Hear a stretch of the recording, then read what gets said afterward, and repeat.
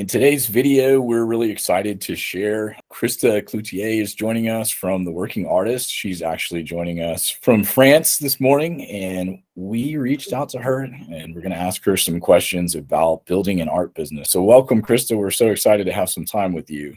Can you give us maybe just a brief overview of what you're up to these days? Sure. Thanks so much, Eddie. I'm really excited to be here today. It's actually tonight here. It's going to be night soon. I am the founder of The Working Artist, which is an online business program for artists. And I recently moved to France. I was here during the pandemic, and I was kind of stuck here for 2 years. So when I went back to the States, I realized how much I'd fallen in love with this place. So I've just moved back and made it permanent. And I'm working on some retreats for artists so that I can introduce other people to the magic that I have found here in Provence. Well, fantastic. Congratulations on the move. I'm glad it's going Thank well. you. Appreciate your availability for us to ask you some questions that are pretty critical for building an art business. So with that in mind, what we wanted to talk about today, as you know, a lot of people come to ETChster and are looking to build an art business, and they have set up their ETChster website, which solves a lot of problems. It's a business tool that is built for displaying art and requires no maintenance, but that does not mean that those artists have an art business. So we wanted to ask you some questions about, what other tools are required, and then how an artist should be spending their time to build an art business, right? We have some folks that think that having a website is going to sort of be a business for them, just its existence. And you've been kind enough to allow us to write for you, and you've written for us. But those are the types of things we want to discuss today. So maybe to kick us off, in your opinion, what are sort of the key tools, a website being one of them, but what are the other tools that an artist who's looking to build an art business should develop pretty early on that they'll be needing to use again and again? Sure, that's a great question. And I'm glad you mentioned that, because with a website, I meet a lot of artists who think if I build it, they will come. And that's not necessarily how it works. But what you're going to need to have ready is what I call the working artist kit. The foundations of the kit are an artist bio, an artist statement, and a CV or resume. So an artist bio is like a short paragraph, maybe two. It's not much longer, and it's really about your career. So it's taking your resume or your CV and it's putting it in narrative form. A lot of artists write their bio that's about their work, so they get it confused with the artist statement. The artist statement is about your work.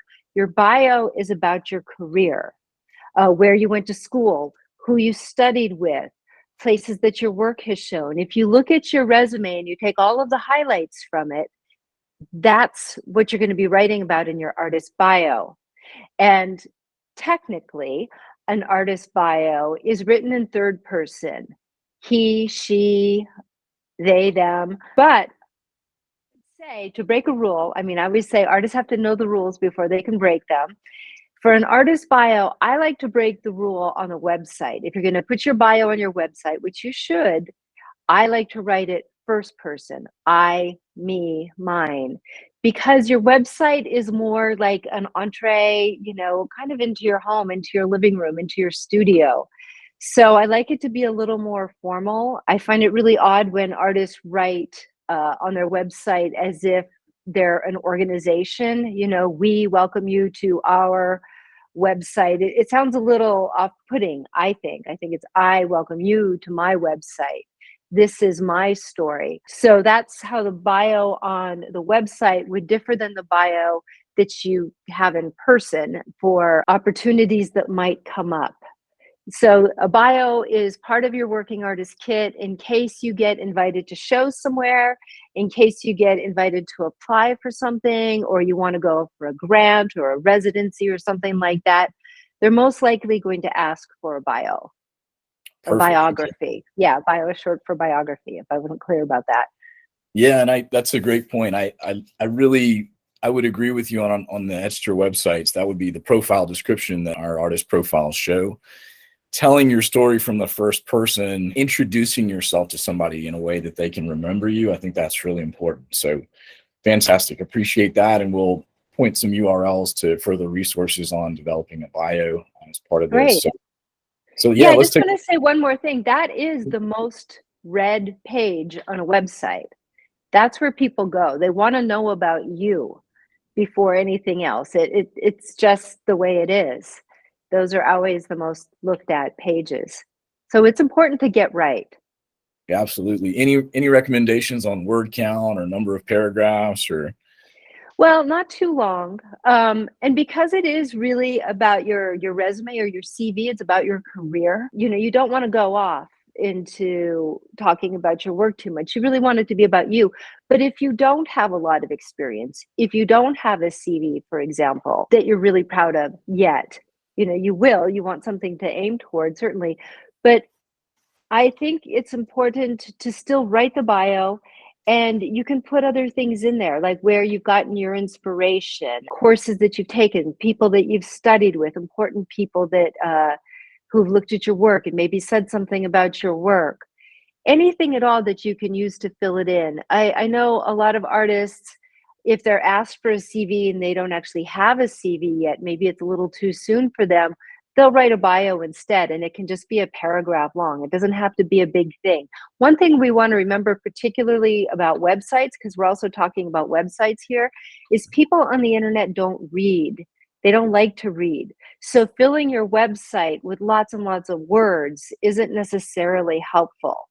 You want words to be there for sure, but you want your words to be impactful. Does that make sense? It does, and that's a great point. It can be really helpful to use section dividers like headers and things of that nature, or bolding, to kind of show people this piece is about this and that piece is about that. So let's move to the next one. An artist statement. What's an artist statement? What should be included? An artist statement is about your work. So where your bio is about your career and the path and the journey that you've taken professionally, your statement is really about your work. And that's where you want to focus on what's inspired your work, why you make your work. I think it's really important to keep it simple and at the same time not too simple. A mistake I see two mistakes that artists make with artist statements. One is that this work is about my feelings, and they kind of stop there. Or maybe they start to, really study their own navel with words, but that's it. It goes to a place that no one really wants to read about. Your feelings about what? You know what I mean? You need to take it deeper.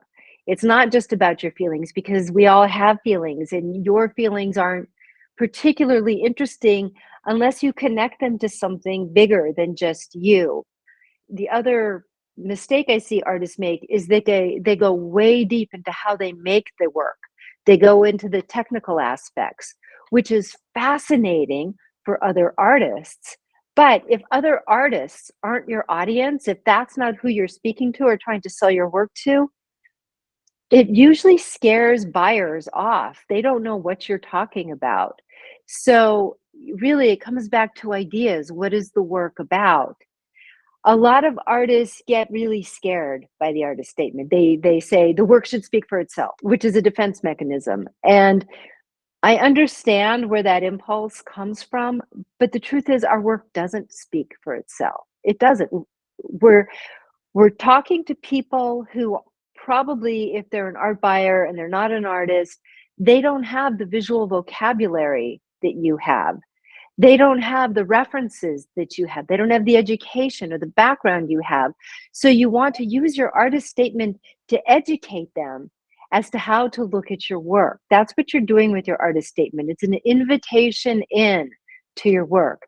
And if you're having trouble writing it, and I know a lot of artists do, I don't have it with me, I carry a little notebook with me everywhere I go, and I keep another one next to my bed. And it's always there. If I think of a word, if I think of a line, if I think of an idea, if I think of a reference, anything at all that might speak to your work, you're looking to capture words and language that reflect your work and what you believe and what your ideas are about.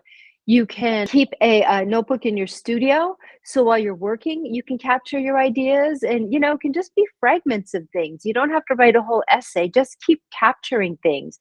Even if you hear a poem or song lyrics, capture it all. And then when it comes time to write your statement, I advise you take all these sheets of paper and you bring them into the computer, write them all out, and then actually be looking at your work. So it's not just an exercise in your head, it's actually connecting to the work.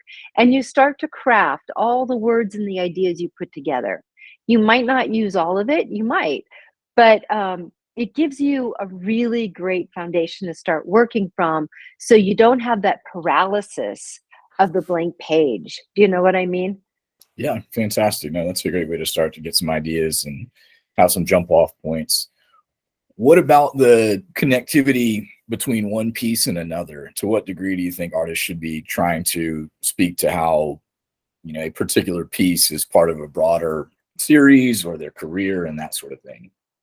Well, it's funny, I said artist statement, but really, you're going to be writing artist statements all the frigging time. And I Yeah. hate to say it, but it's true. And people read them. In fact, I just did a survey in my Facebook group, the Working Artist Circle, where I was asking them, do you look at the work first or do you read the statement first? And I think 99% said that they look at the work first. But when I'm speaking to collectors, they read the statement first.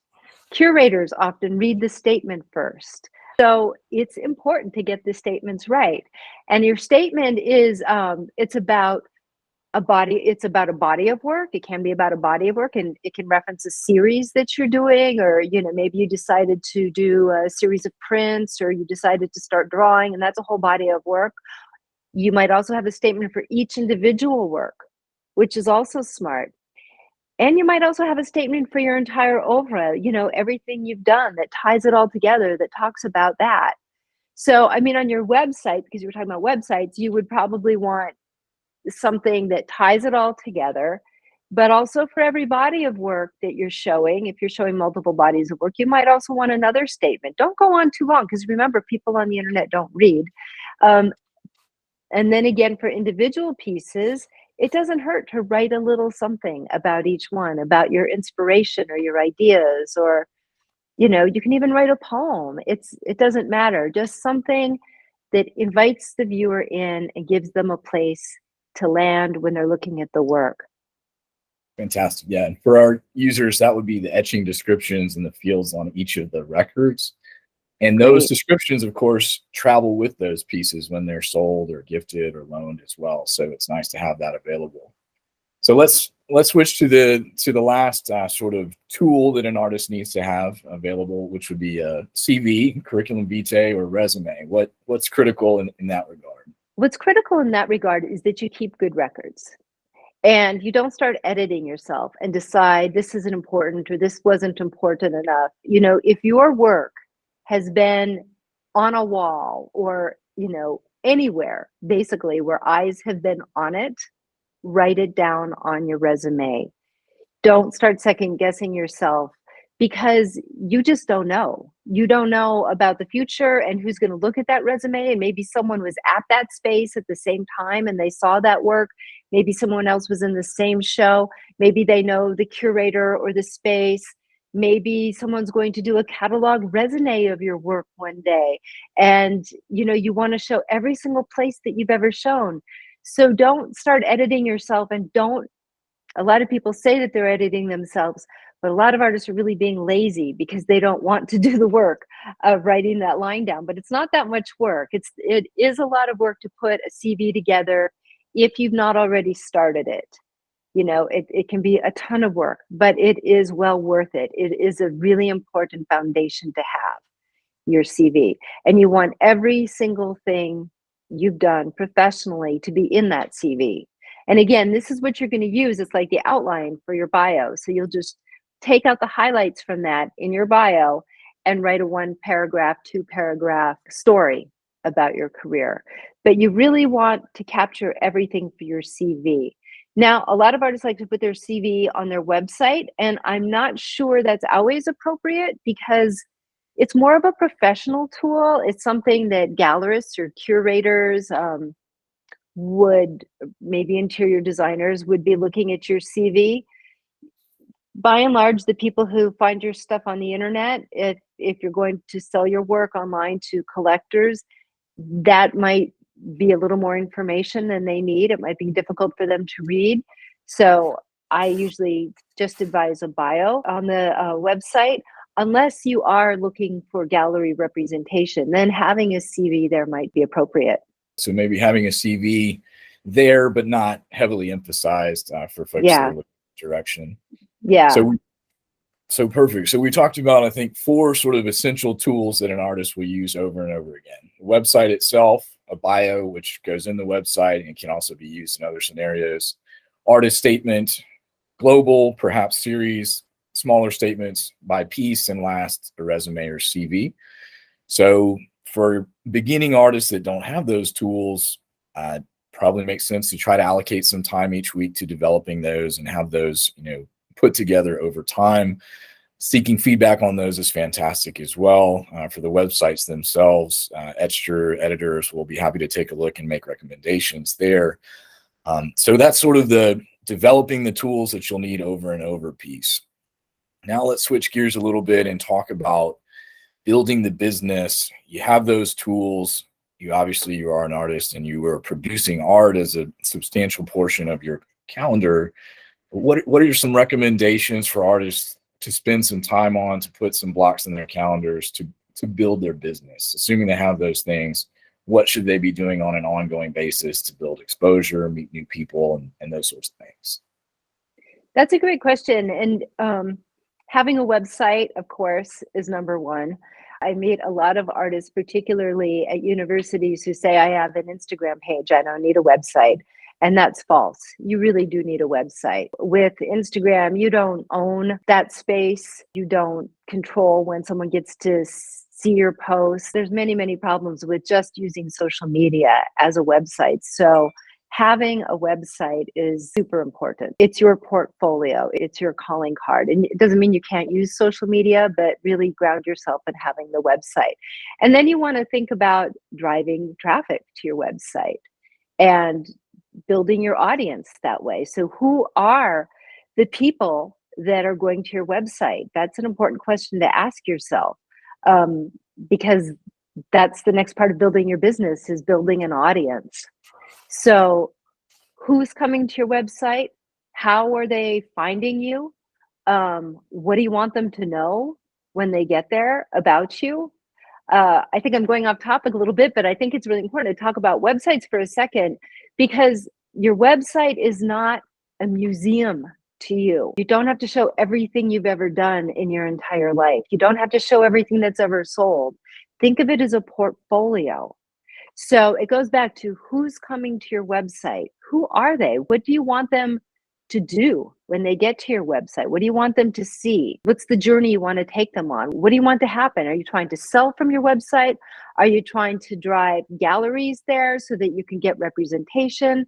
Because that would be a different kind of website experience than if you're trying to sell on your website. If you have a gallery there, you might not have your prices listed, because galleries don't necessarily want that kind of competition. If you are trying to sell on your website, then you probably do want to have your prices there. So think about that. Who are the people that you want to come to your website? I ask a lot of artists to tell me who their audience is, or who's the perfect audience, or who's the perfect, customer avatar, as they say. And invariably the answer is rich people, which says nothing. Yeah. What are they interested in? Who are they exactly? Why would they be interested in you and your work? Just because someone has the money to buy art doesn't mean that they're necessarily a rich person. It's kind of like saying your art is just about your ideas. Rich people is too much of a blanket statement. So who are they? Are they young? Are they men? Are they women? Are they interested in the environment? Are they interested in health? Are they interested in politics? And it goes back to your work, and it goes back to your artist statement, because your artist statement, remember, is connecting the work with the audience. So you want to know who the audience is, and that goes back to your work and what's your work about? What are your ideas about? So those are important questions to ask yourself to find that, I call it a golden thread that goes through your work. What's the one idea that all of your work is about? And if it's about beauty, that's great. If it's about the technical aspects of making art, that's great too. If it's about politics, if it's about kittens, if it's about love, it can be about anything. But there should really be a golden thread that ties all of your work together, that identifies your work as yours. And by doing that, then you can find your audience. And you don't want your audience to be massive, like rich people. That's just too big. That's really impossible to cast your net that wide. Rich people who are interested in American politics, for example, that's different. And then you have to look at your price point. Do they really have to be rich? You know, how much can you niche that down? And when you have your audience and you know what they're interested in, then you can start connecting with them, maybe through social media, or maybe through going to events, or maybe through, you know, there's a variety of different ways you can connect with people in this modern world. But when you know what they're interested in, you can meet them there. You can meet them at that space. Does that make sense? It does make sense. So the golden thread sometimes on the internet, I think, is referred to as your unique value proposition or your unique selling proposition. But it sounds like what we're really talking about is drawing out from what you do and what you enjoy, what really makes it unique, not trying to seek out or be everything to everyone, but Yeah. based on what you actually do and enjoy, really honing in on who is likely to want to purchase this and who else would enjoy it, and gearing all of your efforts towards reaching that specific audience. Is that a fair way of saying it? Yeah. So you're not out there, you're not, when you're thinking about your artist statement or your golden thread or your audience, you're not starting out there. You're starting in here, which is where your art starts, right? The best art starts in here. So if you can identify what this is in here that you're putting out onto the paper or the canvas or the screen or whatever, um, I think that will help you connect. I know that will help you connect in much more meaningful and authentic ways with your audience. And and that way it doesn't have to be a huge audience. You know, it's great to have 50,000 Instagram followers, but if they're not really interested in that thing that you're interested in, they don't really matter. It's just noise. And there's already way too much noise in the world, particularly online. My advice is to not aspire to make more noise or to be the loudest. It's really to go to that place where you're quiet and speak your truth in everything that you do. And people will be attracted to that. You raised two interesting points here. One is Instagram comes up a lot, especially with younger audiences. Instagram is owned by Meta. Meta is what Facebook has become. Mark Zuckerberg, who's bought many, many social networks over the years, including Instagram. But the noise piece, I think that's specifically something worth bringing up here. A lot of folks are trying to market in Instagram, which I would equate to an outdoor bazaar. There's noise over here, noise over there, all of these different paid advertisements that are competing for attention about your artwork. And so when we talk about how social media could perhaps be a way to reach that audience, if it's wealthy people interested in politics, for example, in the United States, is your niche. Yes, you can make connections on Instagram, or perhaps Twitter might be a better choice for that angle, but do what you can to take them off of the social network to your own website to capture their email address so you can communicate with them directly and give them a better experience of what you're about, a less distracted experience. I think that's a really good point there. So we talked about social media. I know you were an avid newsletter writer. You've used newsletters to reach your audience. Can you speak to newsletters and any other communication methods once you've identified your target audience? How do you like to communicate with them, and any other comments in that direction? Sure. So the way I find people is on social media. And you were talking about Instagram and people trying to sell their work on Instagram. And we have to remember, because so many artists get deflated, I've been posting on Instagram and no one's bought anything. Well, people are scrolling with their thumbs, you know. People have the attention span of a gnat online anyway, but going through with their thumb, they're not even stopping to really look or think about things. If you can build a relationship with them on social media, if you can capture their attention on social media, and then you can drive them to your website or invite them to your website. Maybe they're curious about you. Maybe you have an offering that they're interested in. When you get them to your website, what you want to do is offer them something. This is the basis of online marketing, so that you can continue to keep in touch with them. And I, for example, use a weekly newsletter where I share information and inspiration about working as an artist and maintaining a successful art practice.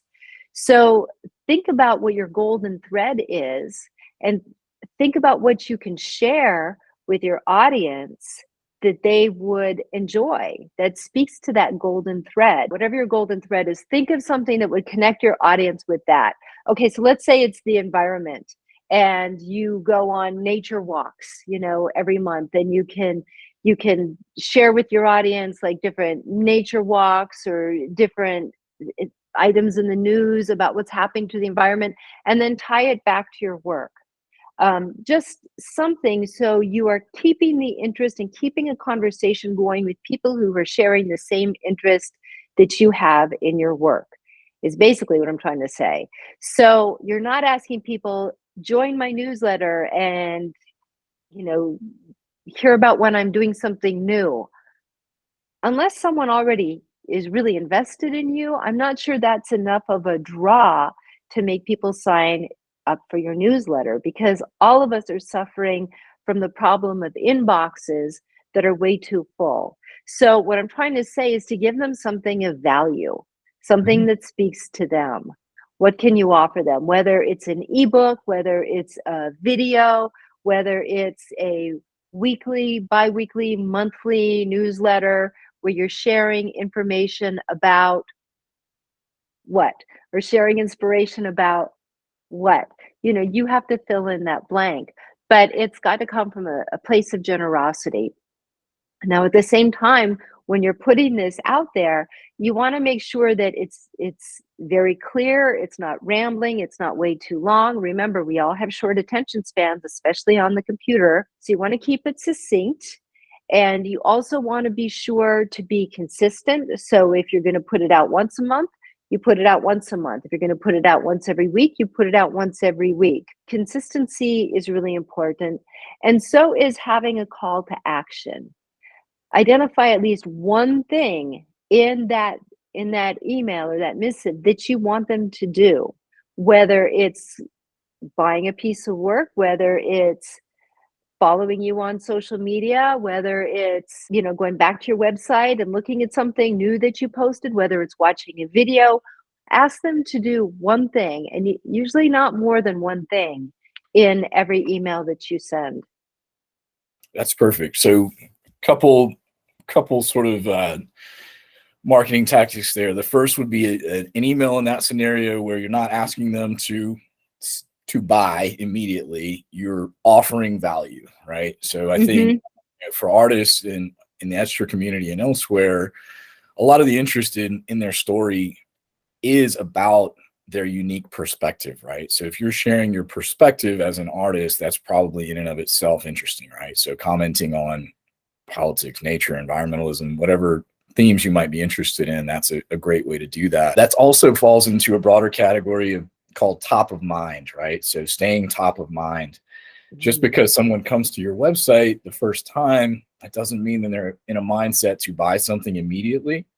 But if you can give them value and create more of a long-term relationship, they are much more likely to buy from you. And in reality, most purchases don't happen the first time you're aware of something, right? We usually have to engage with something many, many times before we actually spend money. It's not a criticism. That's the reality of being bombarded with things we could buy all the time. As humans, we have to decide what we want and how we want to spend our money. So Crista, Thank you so much. We've covered a lot of territory in this call, and we look forward to your perspective, and would remind people that you have a series of blogs available on ETChster.com as well that go into detail on a number of these topics. But our last question for the session, a lot of folks that join the ETChster community globally are just getting started in their art career. They want to make sales. They clearly have talent. They figured out how to put work online and are writing, and probably could get better at writing if they follow the steps in this call. But what else would you recommend to somebody who's maybe hasn't made their first sale yet, or maybe has sold less than 10 pieces in their career so far? What else would you say to them? Hey, you should really be thinking about doing these things to really take it to the next step to where you're having more consistent sales. That's such a big question, and there's so many different places to answer it from. Don't get discouraged is my first answer. A lot of artists will start producing work and they think, okay, I should be making a living from this. My art should be supporting me. And I always say, your art does not exist to support you. You exist to support your art. So don't blame your work. Go back to yourself. Go back to your marketing. Go back to your client. Who are they? And maybe someone hasn't bought your work yet, but maybe you're getting feedback on your work. And those people are super important. I would be listening to them. What kinds of things are they responding to in your work? What kind of comments are they making about your work? Because that's kind of gold, and that's really going to feed that golden thread and help you identify more about who your audience is and what they're really interested in. Maybe it's not exactly who you thought it was, or maybe your golden thread isn't exactly what you were thinking it was, but people are showing you something different in your work. So it's important to listen to that. Also, just because you post something with a price doesn't mean someone's going to buy it. I see a lot of artists posting things on social media with just, like the title and the price and, hey, buy my work. And, that's kind of boring. And no one's going to respond to that, if I'm honest. And so go back to yourself, go back to your message. What else can you share? Where can you be deeper with that? What else can you say about it? How can you engage people?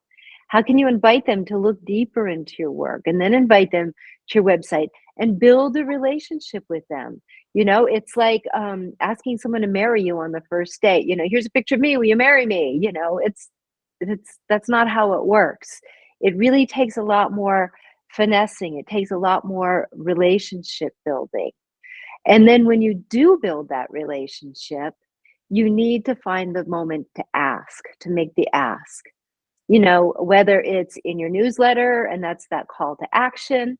You're not selling all the time, but if you want to sell, at some point you have to ask someone if they'd buy. If you're in an art fair and you're having a great conversation with someone about your work, at some point, ask them if they would like to buy the piece, and try to close the sale yourself, because that can make the difference too. A lot of people I have found, I had a gallery too, and I found this in the gallery for sure. People would come in and they were intimidated by art. The beauty of the internet is that it's opened up those gallery doors. So not just rich people or rich collectors with, who understand art history are buying art now. Like, anyone can buy art, which is beautiful, but there's still a lot of intimidation around art. People are afraid of the language. People are afraid something's going to be too expensive. People are afraid of asking the wrong question. So make it really, really easy for people. Everything I think I'm telling you is about simplifying, making things easy, helping people to connect with your work, educating people about how to look at your work and understand your ideas, and just holding their hand throughout the whole process without, bam, here's my work, buy it, which is unsettling and doesn't turn anyone on. It turns everyone off. So if you're having problems selling your work, go back and ask yourself a lot of these big questions and see where you can do better. Fantastic. Yeah, I really appreciate that. So for community members, One would be, I think we've discussed, but Crista has given a lot of different ways that as an artist, you can tell your story, right? So if you want to accelerate that process, make your story available on the website, make the story available on the pieces for sale, and that will help in that regard. It sounds like the second would be, don't expect that somebody who engages with you is necessarily buying, but ask for feedback. Ask for feedback from them. And that's a great way to get feedback within the ETChster community as well. It's a very friendly community. So you can also reach out to other community members that can help you discover your golden thread, right? So if you haven't found that, don't be shy about reaching out to people in your local community. It's quite easy, or globally. And then it sounds like, once you sort of have that golden thread established and well documented, building those relationships, right? It's really, we've always said this, but when you're buying a piece of art, you're buying the story, right? So get to know the person, right? They, make it easy for them to want to support you and things of that nature. So those are all of our questions that we have for Crista today. We're super appreciative of her time, and we will post some links in the YouTube footer to her resources, but also we would encourage you to check out her site, The Working Artist. And Crista, maybe to wrap up today, could you give us a little bit of an overview of what you're doing at The Working Artist and the course that you provide? Sure, thanks for asking.